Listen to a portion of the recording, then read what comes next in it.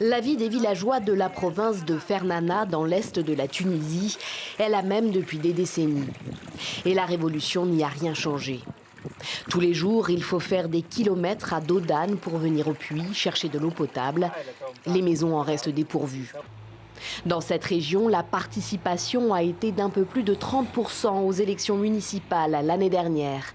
Pas sûr que la présidentielle mobilise beaucoup plus dimanche.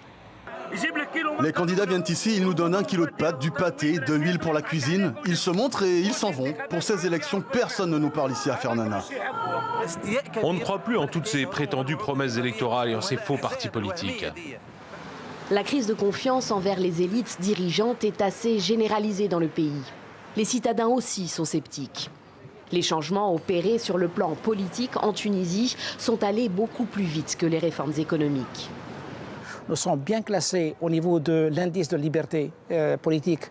Nous sommes les premiers dans le monde arabe, alors qu'au niveau de la liberté économique, nous sommes très mal classés.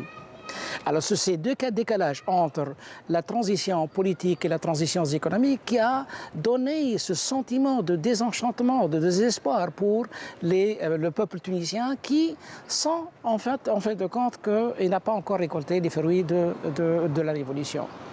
Cette révolution de 2011, le premier des printemps arabes, a plombé l'économie tunisienne encore fragilisée par les attentats de 2015. Aujourd'hui, les chiffres ne sont pas encourageants. L'inflation a dépassé les 7% en 2018 selon la Banque mondiale. Le chômage, lui, stagne autour des 15% depuis 2015.